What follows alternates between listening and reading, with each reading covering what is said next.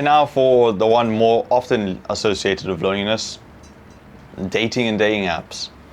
This is one I've struggled with like myself for quite a while, and it's felt like for at least 3 or 4 years now that the dating market has been absolutely cooked. And honestly, I was starting to think it's just me, but I'm glad to see that it's not. Let's take a look into some numbers quickly. Forbes released an amazing study recently. Oh, not study, but I guess article. And I know it's Forbes and take it with a pinch of salt, but a lot of what they found is believable, so I'm going to give it anyways. So they released an article titled Dating Statistics and Facts about midway through last year, so July 2025.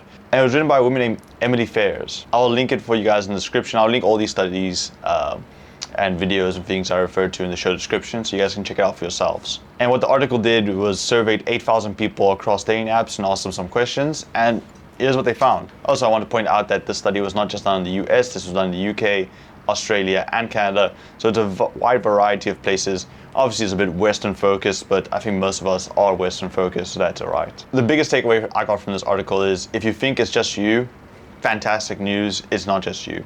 Everyone's struggling right now. Out of the 8,000 people, 91% of men said they were currently unhappy with the dating market. 94% of women said they were unhappy with the dating market. So it's not just men feeling it. Women are apparently even more unhappy with dating, but I'll get into that a little bit later because I think there's a bit of a contradiction of interests. So 94% of people, call it roughly 92% of people were unhappy with the dating market. Out of this 8,000 people, 53% aged 18 and 68% aged 34 said they were looking for a long-term relationship. And I want to point out two things because that's significant. So it means that despite everyone, almost everybody being unhappy with the dating market, only 63 or only at most 68% of people were looking for serious relationships. So it means there's a large set of people, call it what you want, 20, 30, 15% of people who are looking to fuck around and not take things seriously, and they're still unhappy with the dating market. And they might be contributing to the other half being unhappy.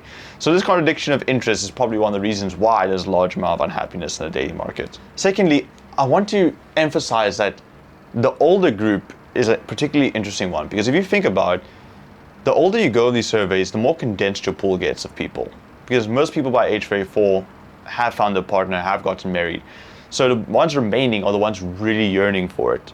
Which means there should be a huge discrepancy between the amount of people who are 34 looking for romantic relationships and the amount of people that are 18 looking for romantic relationships. Because when you're 18, you still have your whole life ahead of you. You don't feel rushed, there's no pressure. A lot of people around you aren't in long-term relationships. So you should feel more inclined to be like, it's okay, I'll wait a little bit. But the discrepancy isn't that large, which signals a few things. Maybe this generation takes relationships more serious than the previous generation, and maybe the generation just before us didn't take relationships as seriously, and now they're trying to regret it as the years go on. The survey also pointed something out that I found ludicrous. It said like the average cost of dating monthly for single people is $300 US. $300 US. That's ridiculous. That's more money than people are putting away to their pension every single month, which tells me two things. One is dating is too expensive, and two, people are valuing dating more than a pension. People really want it. That was just a quick tangent, because I always think that the amount that we're paying for dates is crazy. Like, I don't understand why coffee and chat isn't good enough for a first date, but that may be my very stingy, very frugal self-talking. The survey then listed some things that they believe are positive, but I actually don't view them in a positive light. So it says 73% of people think that romantic love lasts forever. A little bit expected. You'd actually expect slightly higher. 91% are unhappy with dating, 73% think that can last forever. If you are unhappy with dating and you think it doesn't last forever, then you've already kind of have a conflict of interest going on. Secondly, 69%, nice, said they believed in destiny, and 51% think there's a perfect match out there for them. And that's the part I think is a bad thing. I don't know how we got into this part of society where we all just assume there's someone out there for everybody. Like, take spirituality out of it. I think people assume that everybody has a person, everyone's guaranteed love, just because it's a wholesome thing. Logically, you're not actually guaranteed love. Theologically, most of the time, you're not guaranteed love. Statistically, you're not guaranteed love. Yet most people, almost all people, operate under the assumption that there is someone. And this is while dating is at all-time low. Could you imagine this statistic 20, 30 years ago, it would probably been in the 90s. Everyone probably thought they were finding love. And I want to emphasize that you don't deserve love. Not in the sense of like you can never have it, but it's not guaranteed to you. It's not a right. It's not something you just get for existing. And the issue of viewing it as something that is something you just get for existing is you don't put emphasis on it. You don't put effort into it. You don't take risks. You don't work on your attachment styles, your habits. You just think, oh, the right person it'll work out for. It's not true. If you are extremely toxic, commitment issues, never learned how to live with somebody, never learned how to care for somebody, then you're going to suck. Even if it's the right person, even if it's the best possible match for you, if you've never worked on love, you're going to not love them correctly. And I know right now all my Christian friends are watching this and like screaming at their phones, no, but Augu, God has made somebody for everybody. If I told you I was praying to God for a new car and you saw me not save a single cent of my money to buy that car, you call me a hypocrite. So I don't think that just believing that God has someone out there for you means that you're excluded from actually working on your relationship status and how you handle relationships and how you go about relationships. Oh, hello Kiki. Kiki wants to say hi. So I have a lot more opinions on this one, but I'll wrap it up with this.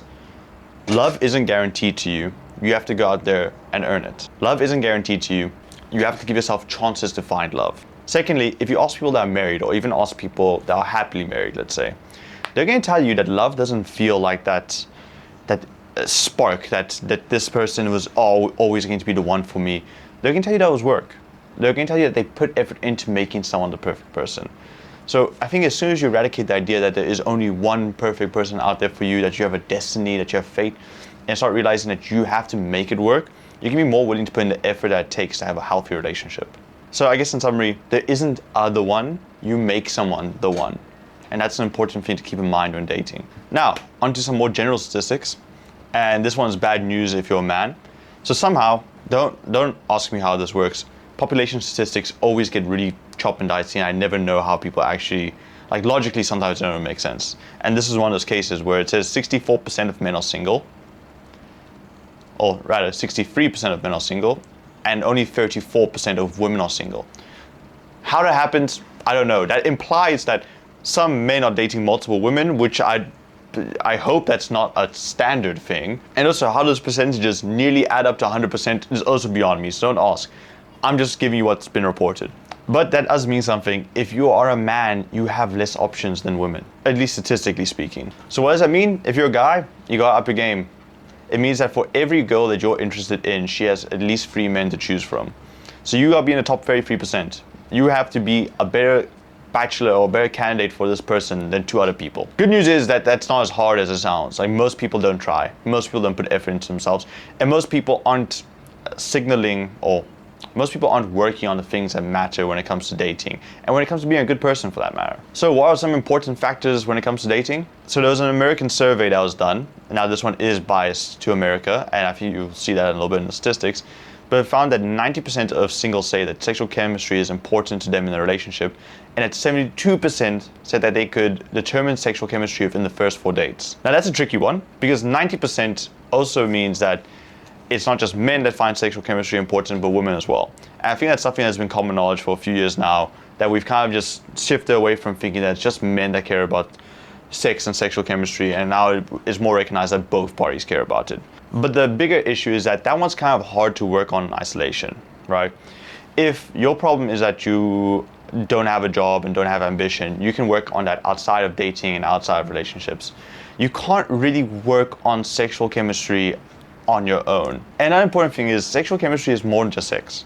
Sexual chemistry is attraction to each other, sexual chemistry is touching, sexual chemistry is closeness to one another. It's a lot of different things outside of just sex. So the advice on this is fail fast. Like if you're bad at this, go on dates. Know that they might not go well, that this might be a deal breaker for some people, but experiment a little bit with it. And I'm not saying sexually harass people, obviously, like respect people's boundaries and whatnot, but you know, on a date, like try touching their arm, or try sitting closer to them at the restaurant, or try doing things like this to kind of gauge that chemistry. Make a naughty joke every now and then. Nothing inappropriate, but something that you can kind of get the gauge of what is it like to have sexual chemistry with someone. And rather start smaller than bigger and work your way up, because you'd rather, for lack of a better word, don't sexually harass them and then turn it down. Rather be too meek and shy about it and work your way back up. And some of you might be going, oh, that doesn't matter, that comes naturally with the right person. Maybe it just works out with the right person, but if 90% of people say it's important to them, and they might be underreporting on that, and they say they can find it within the first 4 dates, then do you really want to leave up to chance? Be flirty, be physical, get good at being attractive in that sense, and respect boundaries, but try. Do a little bit of effort on that side. Okay, so what else was important? Well, there's another study done by an organization called the RSS, and they found the following stats. Now this comes from surveying people from dating apps, but they found that when it comes to sexual preferences, 66% of women, compared to 49% of men, care about having similar family values. And this is an important one, because I know that sounds quite obvious to you, but I think that something you have to note is, to have shared opinions on family values, you have to have opinions on family values. Men don't think about that stuff too often. Obviously, women care about it a lot. 2 in 3 women care about it. So if you're a man, think about it. Get what your opinion on family matters. Do you want kids or not? Do you want a big family? Are you very close with your family? Do you spend a lot of time with your family? Get your opinions on it, and then find people with similar opinions. Okay, next one. 23% of men and 32% of women said that they want their partners to be as physically attractive as them. Obviously, there's a bit of reporting bias here. Like I said earlier, you're less likely to admit these things in a report. So there might be a larger proportion of men that care about physical attractiveness, but that also means there's probably a larger proportion of women that care about physical attractiveness.